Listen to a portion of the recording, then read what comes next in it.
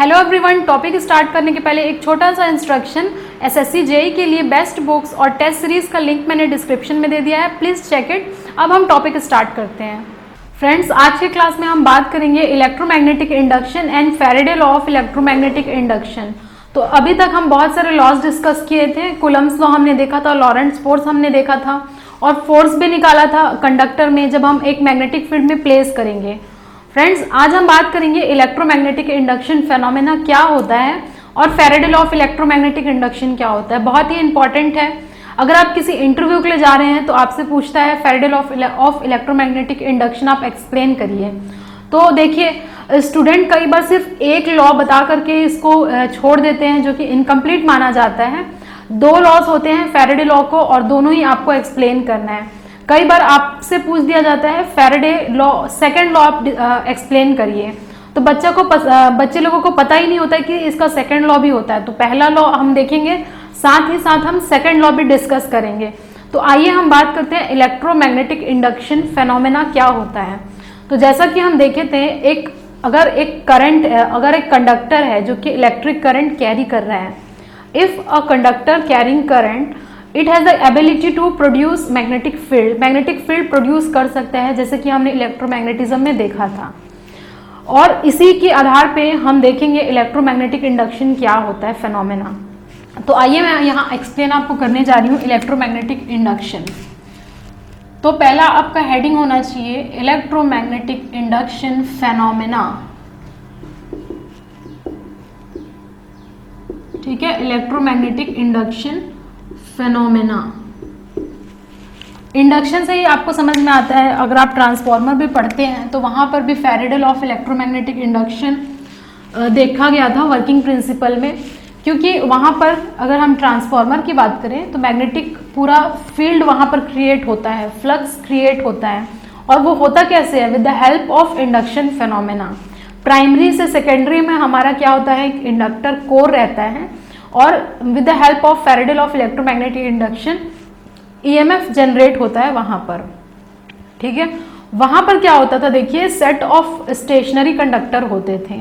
Stationery conductor होता था, moving नहीं होता था, जबकि फील्ड हमारा मूविंग होता था। ठीक है, तो वही चीज है इलेक्ट्रोमैग्नेटिक इंडक्शन फेनोमेना। तो मैं बोलूंगी it is a phenomena for the production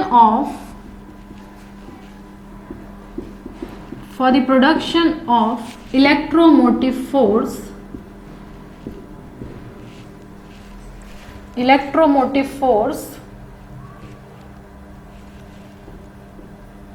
when a conductor is placed in a moving magnetic field।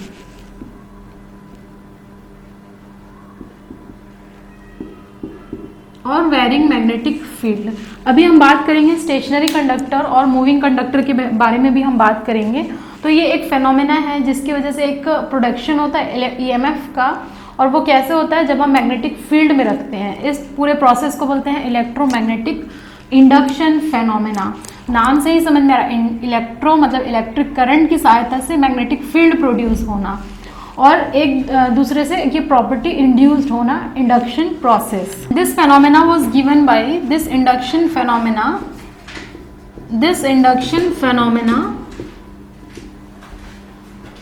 Was given by, किन्होंने ये दिया था, माइकल फैराडे के द्वारा ये फेनोमेना दिया गया था, इसीलिए इसको बोलते हैं Faraday law of electromagnetic induction.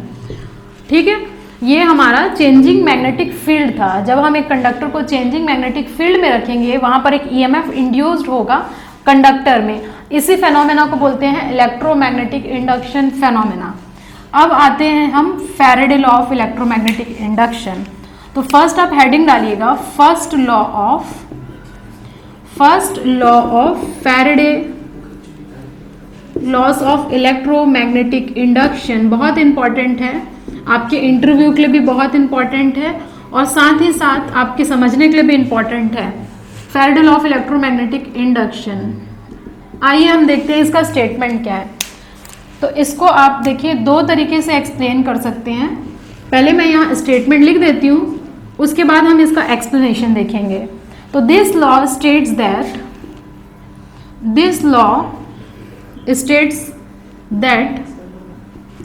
The induced EMF is established in a conductor, ठीक है। This law states that the induced EMF is established in a conductor when it is subjected to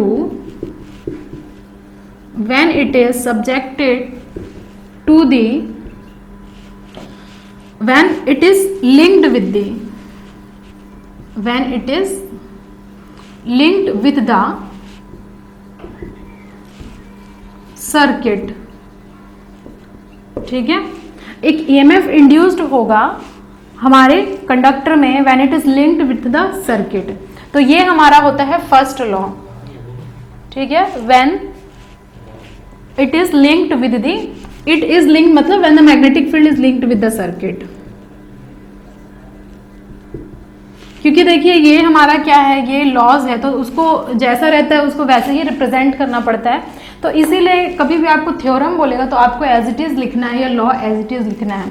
इसीलिए आपको थोड़ा सा प्रॉपर डेफिनेशन याद होना चाहिए। तो डेफिनेशन देखिए क्या है, this law state that the induced EMF is established in a conductor when the magnetic field is linked with the circuit. ये होता है पहला law.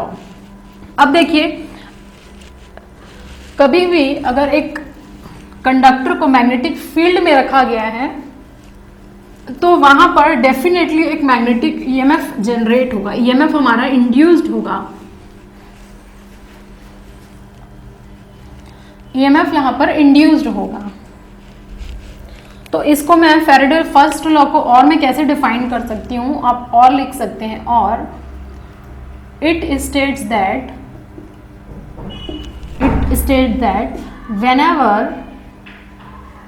whenever there is a space or time variation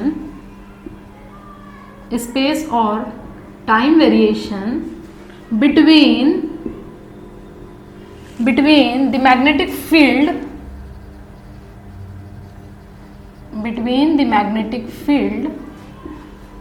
and the set of conductors and EMF is induced in the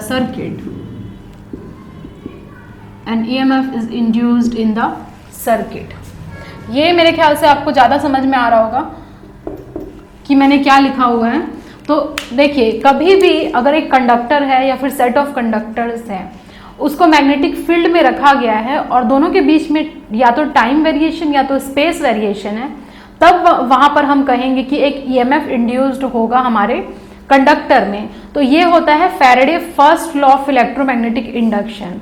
अब मैं कुछ requirement बताऊंगी आपको कि क्या रिक्वायरमेंट होनी चाहिए in order to fulfil the condition of Faraday's law.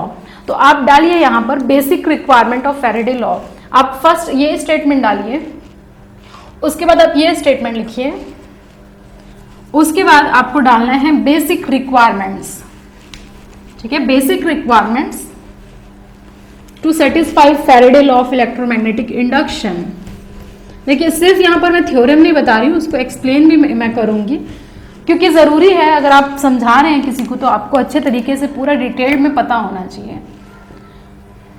तो बेसिक रिक्वायरमेंट क्या है देख लेते हैं।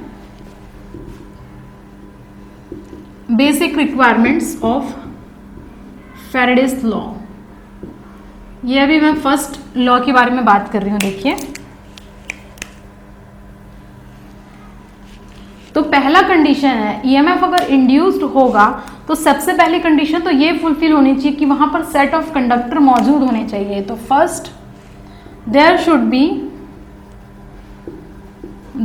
बी सेट ऑफ कंडक्टर्स का प्रेजेंट होना जरूरी है, क्योंकि करंट किससे फ्लो होगा, कंडक्टर से ही फ्लो होगा। तो या तो कंडक्टर या तो सेट ऑफ कंडक्टर का मौजूद होना जरूरी है in order to fulfill the requirements of Faraday law of electromagnetic induction. Second, there should be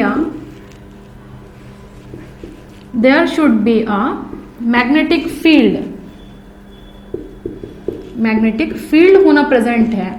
और ये मैग्नेटिक फील्ड कैसे क्रिएट होगा? अगर आपने मैग्नेट लिया हुआ है या फिर कोई आयरन कोर लिया है या सॉफ्ट आयरन कोर या आयरन, नॉर्मली मैग्नेटिक मटेरियल अगर आपने लिया है और उसमें करंट फ्लो करवा रहे हैं, तब वहां पर एक मैग्नेटिक फील्ड जनरेट होगा, प्रोड्यूस्ड होगा। तो इसका भी होना जरूरी है। अब देखिए, सिर्फ कंडक्टर्स होना और मैग्नेटिक फील्ड होने से काम नहीं चलेगा, आपका दोनों के बीच में रिलेटिव मोशन होना जरूरी है। So there should be a relative motion between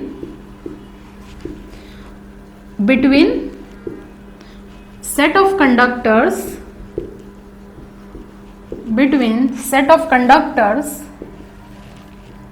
and magnetic field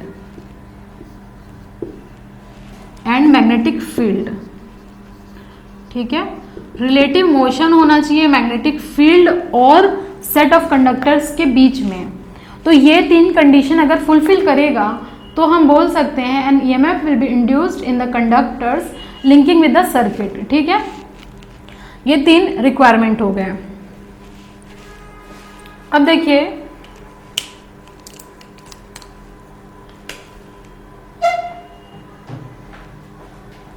अब यहां पर हम बोल सकते हैं there will be two conditions, दो कंडीशन हो सकते हैं। पहला, फर्स्ट, या तो टाइम वेरिएशन हो सकता है या फिर स्पेस वेरिएशन हो सकता है। तो फर्स्ट हमारा होता है टाइम वेरिएशन, सेकंड होता है हमारा space variation.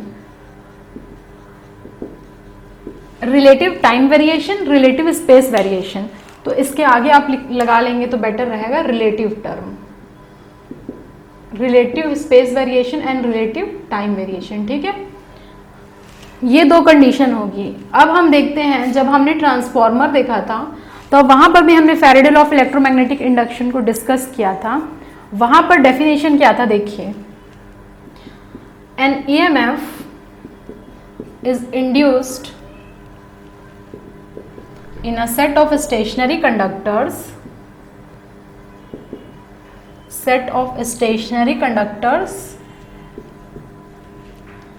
with respect to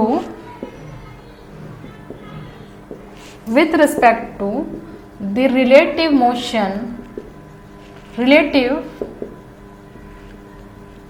time variation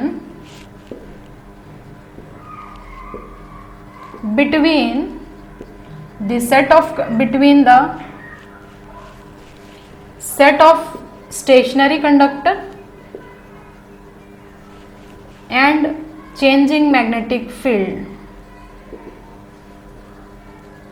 ठीक है, changing magnetic field। An EMF is induced in a set of stationary conductor। यहाँ पर आपको set of stationary conductor पे अंडरलाइन करना है बिकॉज ये इंपॉर्टेंट है। EMF is induced in a set of stationary conductor with respect to the relative time variation between the set of stationary conductor and changing magnetic field। ठीक है, changing magnetic field, ये भी Faraday law of electromagnetic induction है, लेकिन ये होता है transformer में। Example, transformer. ठीक है, और इसको हम बोलते हैं स्टैटिकली इंड्यूस्ड EMF, इसको हम बोलते हैं स्टैटिकली इंड्यूस्ड EMF।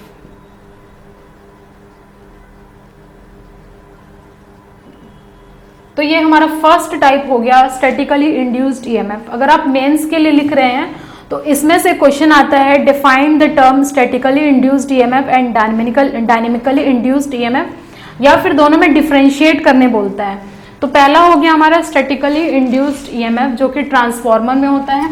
वहां पर स्टैटिक डिवाइस होता है, कोई भी मूविंग कंडक्टर नहीं होते हैं, स्टेशनरी कंडक्टर्स होते हैं। लेकिन जब हम जनरेटर और मोटर पढ़ते हैं तब यहाँ पर हम लोगों को जनरेटर के केस में डायनेमिकली इंड्यूस्ड EMF देखने को मिलता है। तो पहला हम लोगों ने देख लिया स्टैटिकली इंड्यूस्ड EMF और इसका एग्जाम्पल होता है ट्रांसफॉर्मर। सेकेंड हम देखेंगे dynamically induced EMF, dynamically induced EMF। ठीक है, अभी हमारा इंपॉर्टेंट है डायनेमिकली इंड्यूस्ड ईएमएफ, ठीक है, दोनों ही इंपॉर्टेंट है बहुत ज़्यादा। डायनेमिकली इंड्यूस्ड ईएमएफ में हमारा सेट ऑफ स्टेशनरी कंडक्टर नहीं होते हैं। देखिए यहाँ पर हम बोल सकते हैं an EMF is induced in the conductor और set of conductors,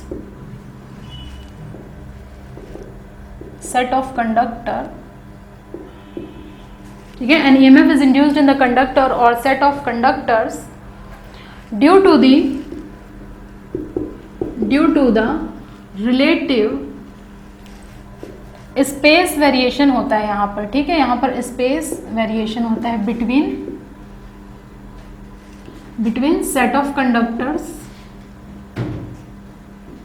of conductors के बीच में होता है, और कहाँ होता है, और मैग्नेटिक फील्ड, और इसमें होता है स्टडी मैग्नेटिक फील्ड। तो यही बेसिक डिफरेंस होता है statically and dynamically induced EMF में, is known as, is called dynamically induced EMF.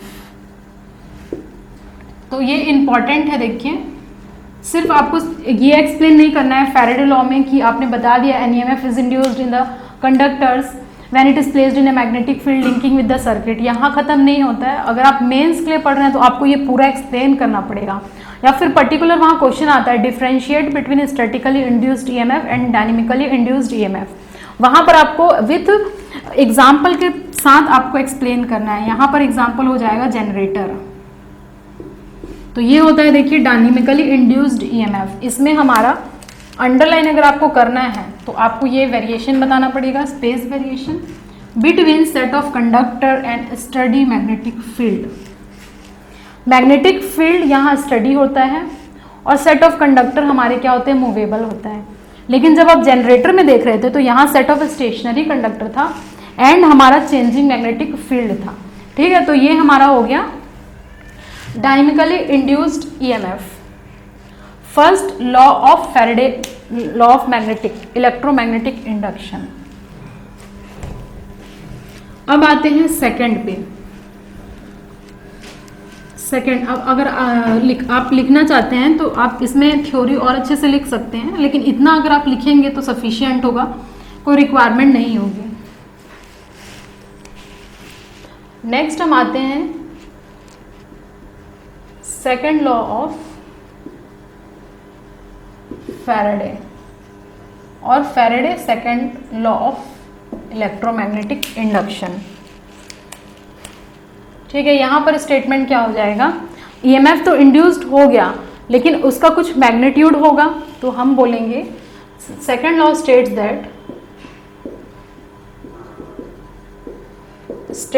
That the magnitude of induced EMF is equal to the rate of change of flux linkage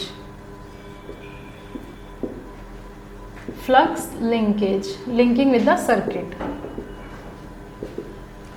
ठीक है।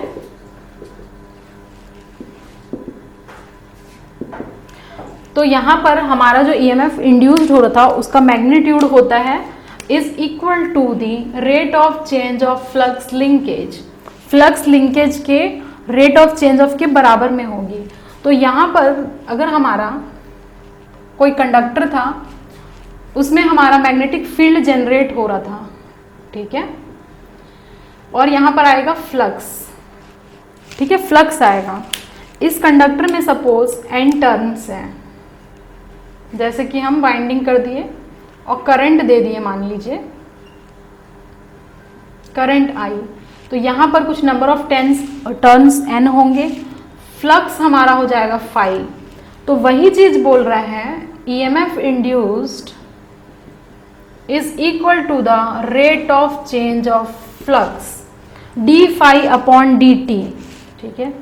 अगर मैं n turn के लिए लूँ, suppose ये तो सिंगल टर्न के लिए था जब n की वैल्यू 1 है, बट प्रैक्टिकली सिंगल टर्न नहीं होता है, बहुत सारे टर्न्स होते हैं। तो n टर्न के लिए हमारा इक्वेशन हो जाएगा E is equal to and d phi upon d t, and d phi upon d t. ये हो गया आपका सेकेंड लॉ, ठीक है, ये हो गया आपका second law, EMF induced is equal to rate of change of flux linkage. लेकिन अभी ये इक्वेशन यहीं ख़त्म नहीं हुआ है। आप कभी भी इक्वेशन देखेंगे N d phi by d t, तो उसके साथ आपको एक नेगेटिव साइन ज़रूर देखने को मिलेगा। जैसा कि ट्रांसफॉर्मर में भी हम लोगों ने देखा था, E is equal to minus N d phi upon d t, ठीक है। अगर प्राइमरी के लिए वहाँ पढ़ते थे तो E1 is equal to minus N one d phi upon d t था। सेकेंडरी के लिए पढ़ते थे तो E2 is equal to minus N two d phi upon d t था। तो ये हमारा होता है फाइनल इक्वेशन, ये हमारा होता है फाइनल इक्वेशन, जो कि बहुत इंपॉर्टेंट है। आप इसको ट्रिपल स्टार मार्क करिए। अगर आप ऑब्जेक्टिव के लिए पढ़ते हैं तो ये इक्वेशन आपको बहुत ज़्यादा पढ़ना पड़ेगा नेगेटिव साइन के साथ, क्योंकि कई बार ऑप्शन में आपको 4 ऑप्शन दे देता है और ये हमारा करेक्ट है। This equation is a combination of, किसका किसका कॉम्बिनेशन है? पहला तो है फैराडेज लॉ, और हमारा एक आता है लेंज लॉ। ये लेंज लॉ की वजह से ही यहाँ नेगेटिव साइन आता है, तो ये आपको कंबाइन इफेक्ट देगा Faraday's law plus Lenz law. तो कभी भी आप फैराडे लॉ देखेंगे तो आप साथ में लेंज लॉ जरूर देखेंगे, यहाँ पर नेगेटिव साइन आएगा। और लेंज लॉ क्या बोलता है, देखिए यहाँ एन जो है वो नंबर ऑफ टर्न्स है, नंबर ऑफ टर्न्स है हमारा। लेंज लॉ अगर मैं बोलूं,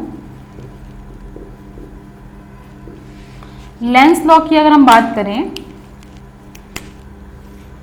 तो लेंज लॉ का देखिए क्या होता है definition, the direction of induced EMF, induced current, the direction of the induced current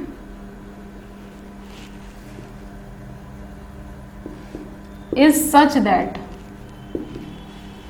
ठीक है, ये पता होगा आप लोगों को। The direction of induced EMF is such that it opposes the very cause which produces the induced current। बहुत ही simple है, देखिए लेंज लॉ ये कहता है कि जो भी उसका कारण है प्रोड्यूस होने का, वो उसी को ही अपोज करेगा, ठीक है। इसीलिए यहाँ पर एक नेगेटिव साइन आया हुआ है लेंज लॉ की वजह से। तो यहाँ आप अंडरलाइन कर लीजिए, it opposes the very cause which produces the induced current, जो प्रोड्यूस करता है उसको ही वो अपोज करता है। और लेंज लॉ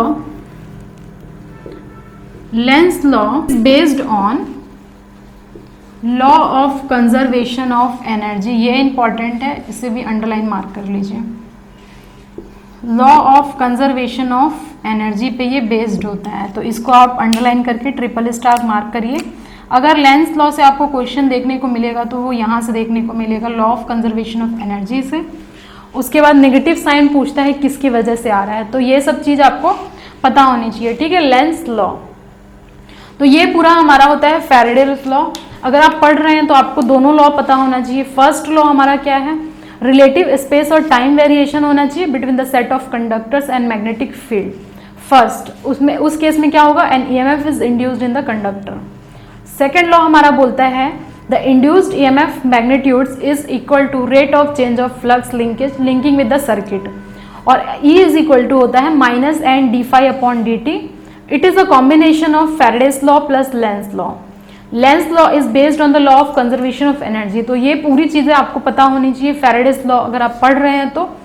और देखिए अगर आपका ये पूछता है डिफ्रेंशिएट करिए डायनामिकली इंड्यूस्ड और स्टैटिकली इंड्यूस्ड ईएमएफ में, तो आपको विथ डायग्राम विथ एग्जाम्पल आपको एक्सप्लेन करना पड़ेगा, ठीक है। तो ये हमारा हो गया पूरा Faraday's law of electromagnetic induction phenomena.